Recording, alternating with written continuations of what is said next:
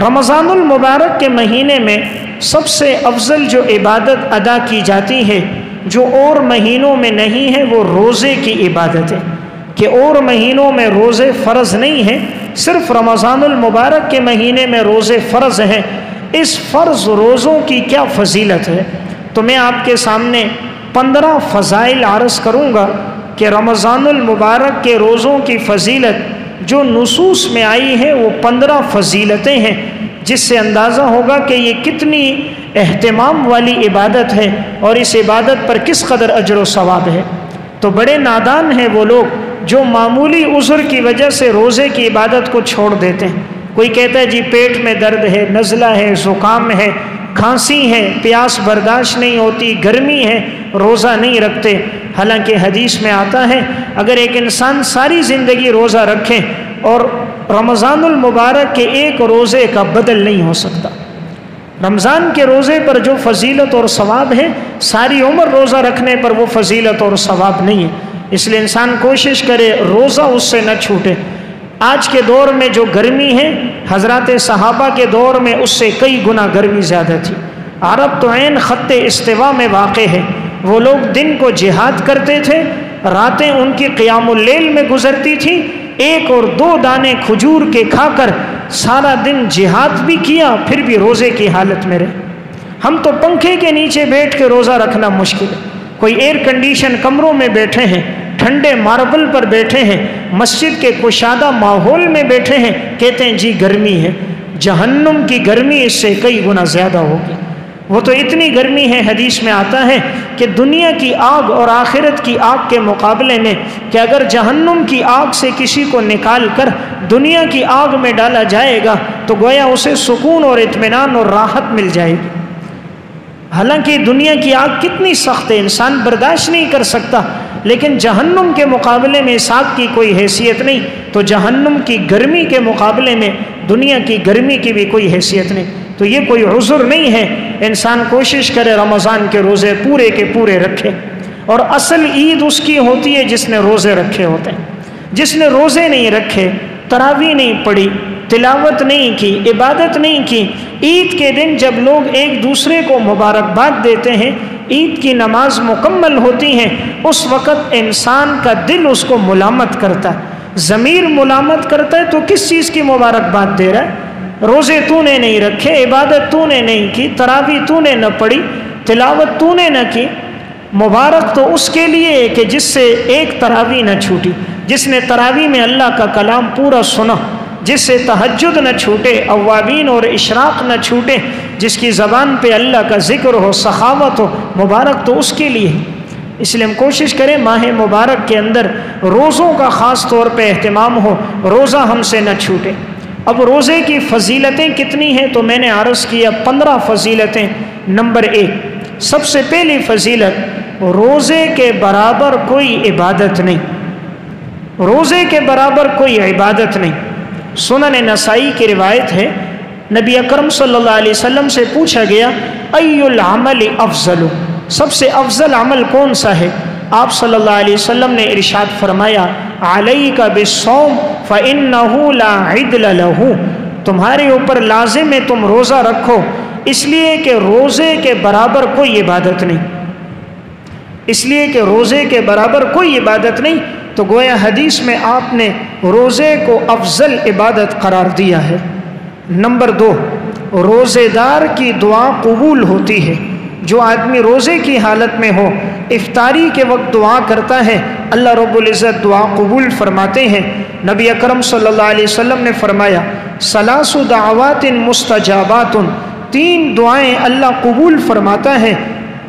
Number 1 دعوت الصائم، روزے دار کی دعا۔ نمبر 2 دعوت المسافر، مسافر کی دعا۔ نمبر 3 دعوت المظلوم، مظلوم کی دعا۔ یہ روایت امام بیہقی نے شعب الایمان میں نقل کی ہے۔ تو اس روایت میں جن 3 آدمیوں کی دعا قبول ہوتی ہے ان میں ایک روزہ دار بھی ہے۔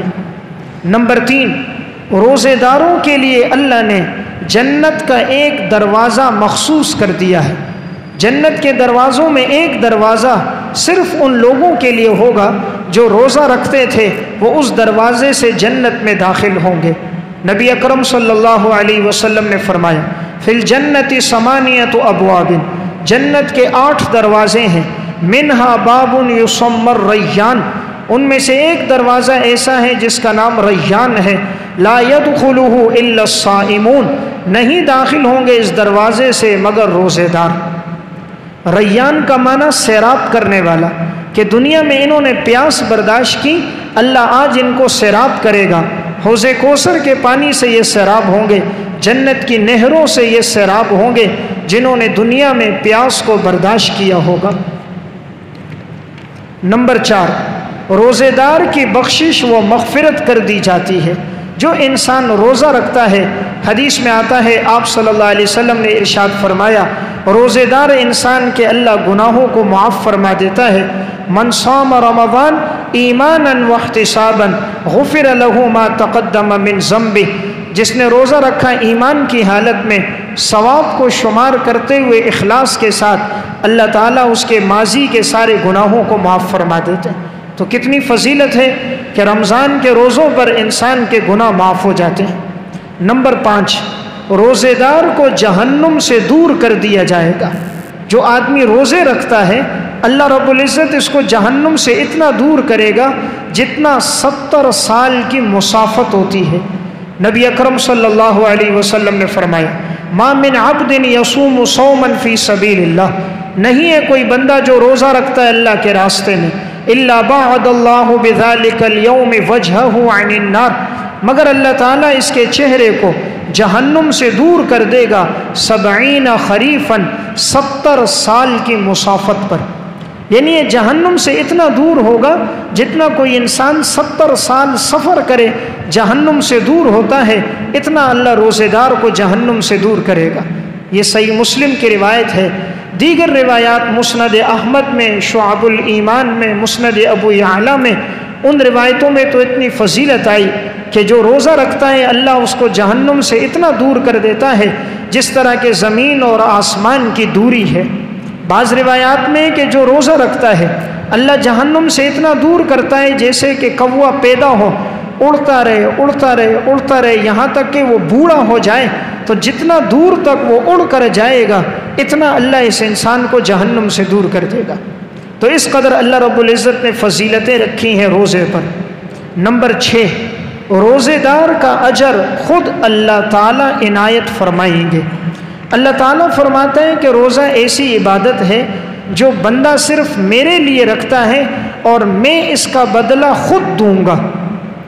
دیکھیں دیگر عبادات کا بدلہ کیا ہے کہ بعض عبادات کا بدلہ ہے اسے جنت میں محل ملے گا، جنت کی نہریں ملیں گی، حور عین ملے گی، لیکن اللہ نے کہا جو روزہ رکھتا ہے میں بدلہ اس کو خود دوں گا۔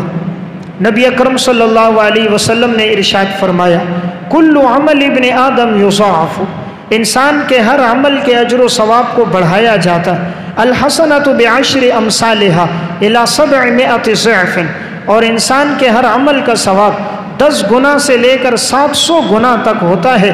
قال اللہ تبارک و تعالی الا الصوم، اللہ رب العزت نے فرمایا سوائے روزے کے، فإنہ لی، اس لیے کہ بندہ روزہ میرے لیے رکھتا ہے، وأنا أجزی بہ، اور میں ہی اس کا بدلہ اس کو دوں گا۔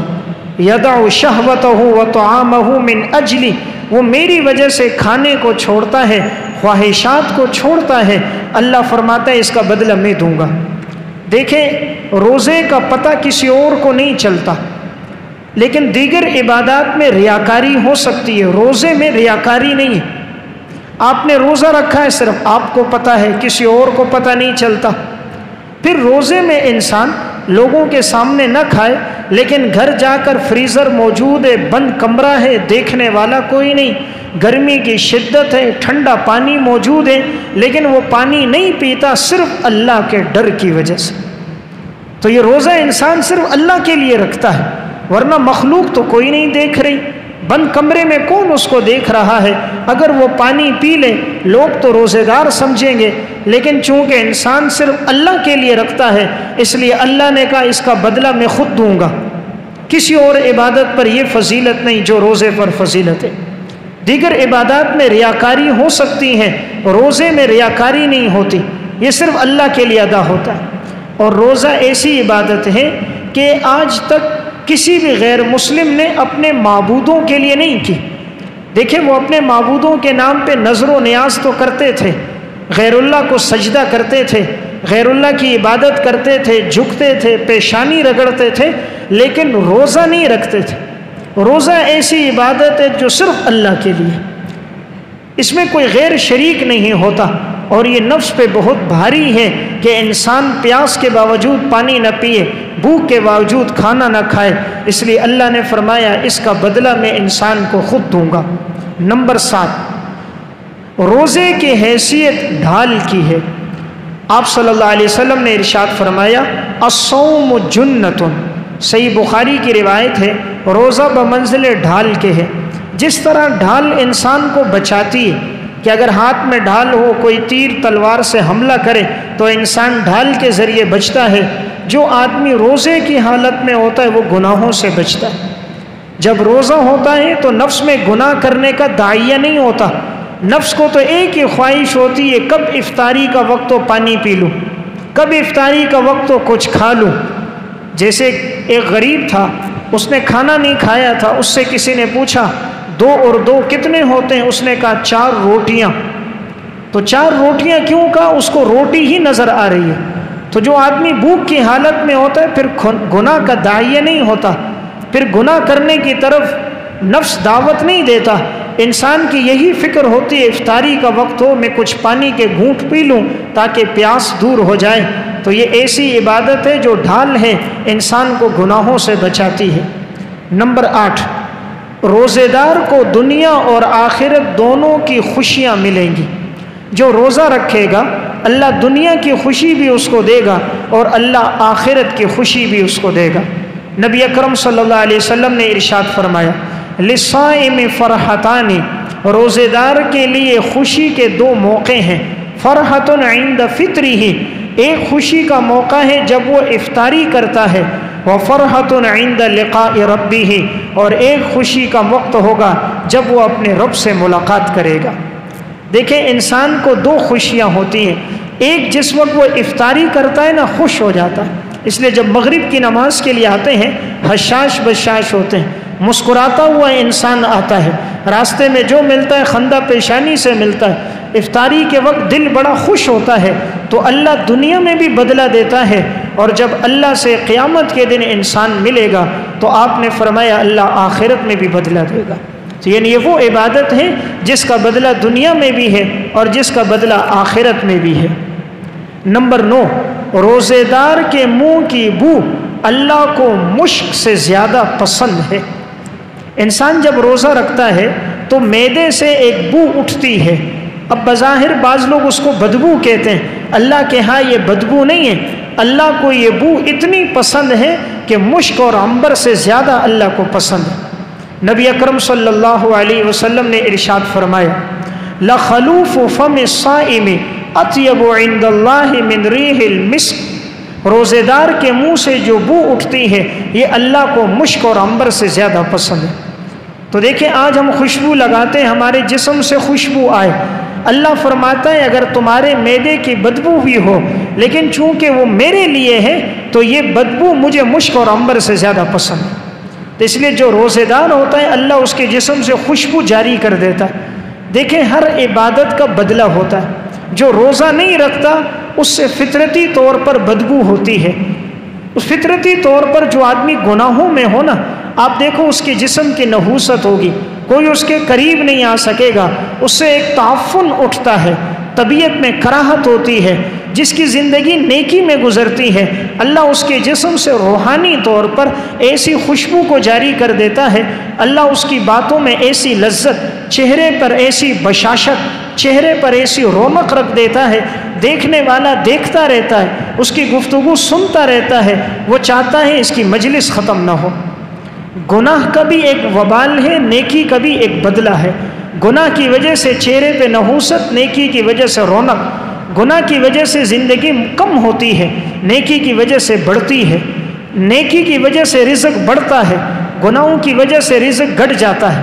نیکی کی وجہ سے عبادت کی توفیق ملتی ہے، گناہ کی وجہ سے عبادت سے محروم ہوتا ہے۔ نیک اعمال کی وجہ سے بیوی بچے فرما بردار ہوتے ہیں، گناہوں کی وجہ سے اولاد اور ماتحت نافرمان ہو جاتے ہیں، نیکی کی وجہ سے سکون کی نیند آتی ہے، گناہوں کی وجہ سے اللہ اطمینان کی نیند چھین لیتا ہے، نیکی کی وجہ سے اللہ باتوں میں خوشبو ڈال دیتا ہے، گناہوں کی وجہ سے اچھی باتیں بھی انسان کو پسند نہیں آتی، نیکی کرنے والے کی محبت اللہ لوگوں کے دلوں میں ڈال دیتا ہے، گناہ کرنے والے کی نفرت اللہ لوگوں کے دلوں میں ڈال دیتا ہے، کوئی اس سے محبت نہیں کرتا، چاہے اس کی گاڑی لاکھوں روپے کی ہو، اس کا لباس ہزاروں روپے کا ہو، اس کا موبائل سب سے اعلیٰ ہو، اس کی وضاحت سب سے نمایاں ہو، لیکن لوگوں کے دلوں میں محبت نہیں ہوتی۔ اللہ جب خود محبت کرتا ہے لوگوں کے دلوں میں اس انسان کی محبت ڈال دیتا ہے۔ تو میں عرض کر رہا تھا روزے دار کے منہ کی بو اللہ کو مشک اور عنبر سے زیادہ پسند ہے۔ نمبر 10، روزہ انسان کے جسم کی زکوٰۃ ہے۔ جس طرح ہر چیز کی ایک زکوٰۃ ہوتی ہے، مال کی بھی زکوٰۃ ہے، تو اس جسم کی بھی تو کوئی زکوٰۃ ہونی چاہیے۔ نبی اکرم صلی اللہ علیہ وسلم نے فرمایا لِكُلِّ شَيْءٍ زَكَاةٌ وَزَكَاةُ الْجَسَدِ الصَّوْمُ، ہر چیز کی ایک زکوٰۃ ہے اور جسم کی زکوٰۃ روزہ رکھنا ہے۔ شعب الایمان کی روایت ہے انسان 11 مہینے کھاتا ہے تو 1 مہینہ اپنے جسم کو آرام بھی دوتے، اس معدے کو آرام بھی دوتے تاکہ اپنے جسم کی زکوٰۃ نکالے، اور وہ زکوٰۃ روزہ رکھنا ہے۔ روزہ رکھنے سے انسان تندرست رہتا ہے۔ آج کی سائنس نے بھی یہ ترقی کی ہے، جو آدمی سال بھر میں کم از کم 30 دن بھوکا رہے گا، ایسا آدمی پورا سال تندرست رہے گا۔ خطبات فقیر میں ایک واقعہ ہے کہ چند مسلمان امریکہ گئے تو رمضان کے مہینے میں وہ روزہ رکھتے تھے، تو ان لوگوں نے پوچھا تم کیوں روزہ رکھتے ہو، سارا دن کھاتے پیتے نہیں ہو؟ کہا یہ ہماری شریعت میں حکم ہے۔ تو انہوں نے جب اس پر تحقیق کی تو اس نتیجے پر پہنچے کہ جو انسان سال بھر میں 30 دن بھوکا پیاسا رہے گا وہ پورا سال صحت مند رہے گا، لا علاج بیماریوں سے محفوظ رہے گا، اور اللہ اس کے معدے کو طاقتور کر دے گا۔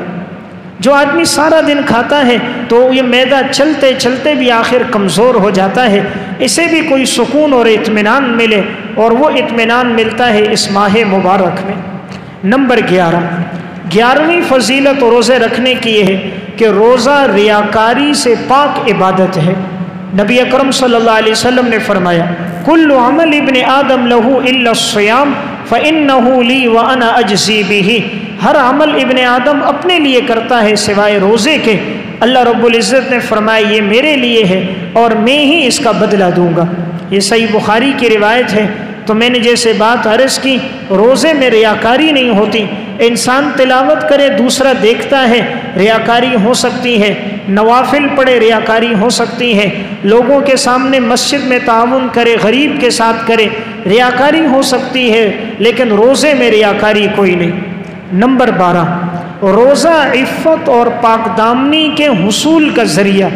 جو انسان روزہ رکھتا ہے اس کی زندگی پاک دامنی میں گزرتی ہے، وہ زنا سے، خواہشات نفسانی سے محفوظ رہتا ہے۔ اس لیے نبی اکرم صلی اللہ علیہ وسلم نے فرمایا من استطاع منکم الباءۃ فلیتزوج فإنہ اغض للبصر واحسن للفرج ومن لم يستطع فعلیہ بالصوم فإنہ لہ وجاء۔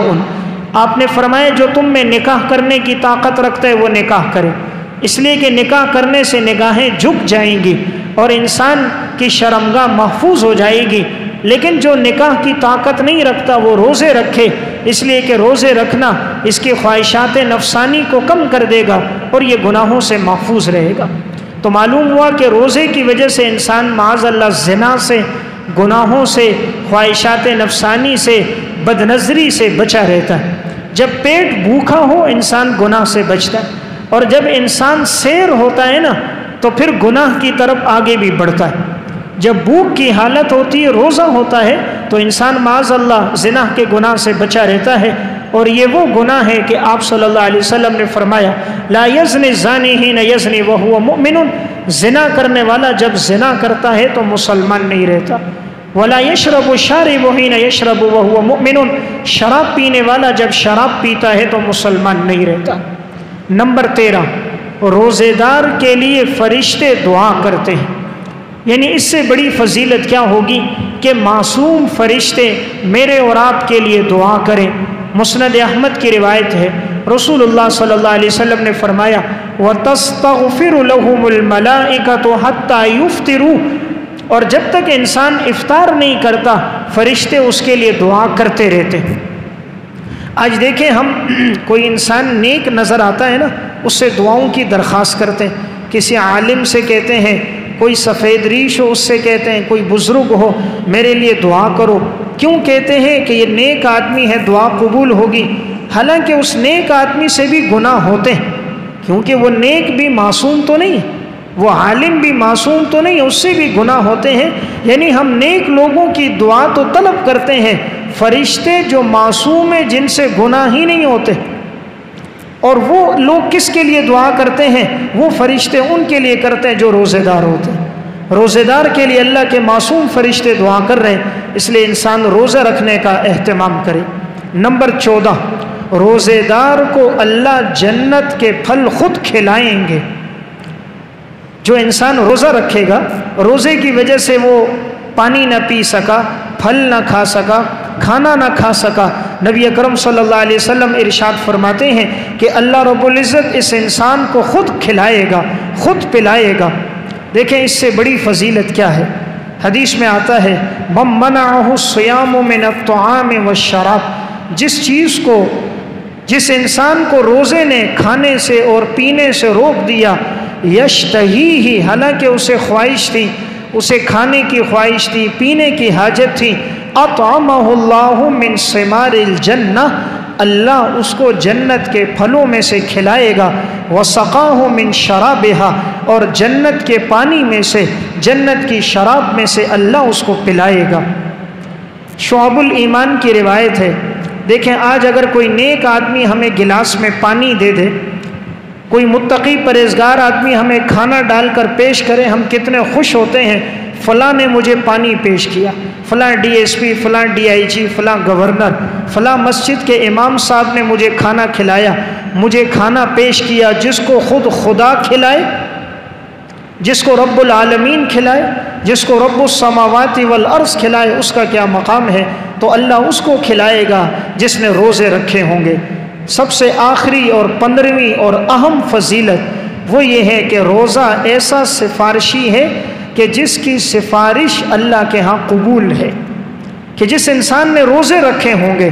روزہ اور قرآن، حدیث میں آتا ہے یہ دو ایسی چیزیں ہیں کہ یہ بندے کے لیے سفارش کریں گی، اور اس وقت تک سفارش کریں گے جب تک کہ ان کی شفاعت نہ ہو جائے اور اللہ انہیں جہنم سے ان کی خلاصی نہ کر دے۔